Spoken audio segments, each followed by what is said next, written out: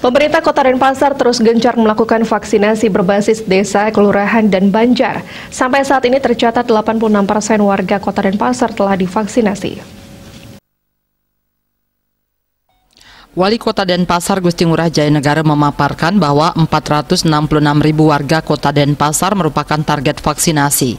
Capaian vaksin tahap pertama sudah mencapai 284.000, sedangkan vaksin tahap kedua baru mencapai 151.000.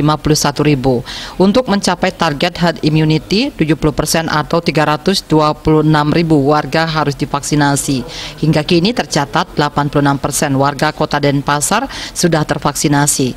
Meski sudah divaksinasi, Wali Kota Denpasar meminta masyarakat Kota Denpasar tetap mentaati protokol kesehatan. Jangan abai dan selalu waspada karena penerapan prokes merupakan salah satu kunci memutus mata rantai penyebaran COVID-19.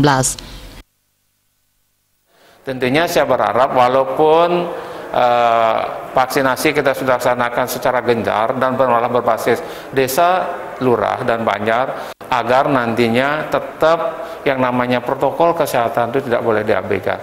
Salah satu kunci kita untuk memutus mata rantai pandemi COVID ini adalah protokol kesehatan harus tetap dilaksanakan dengan ketat. Kalau itu sudah bisa dilaksanakan, pandemi COVID turun, ekonomi pulih, Astungkara, Bali, dan Denpasar bisa bangkit kembali seperti sedia kala.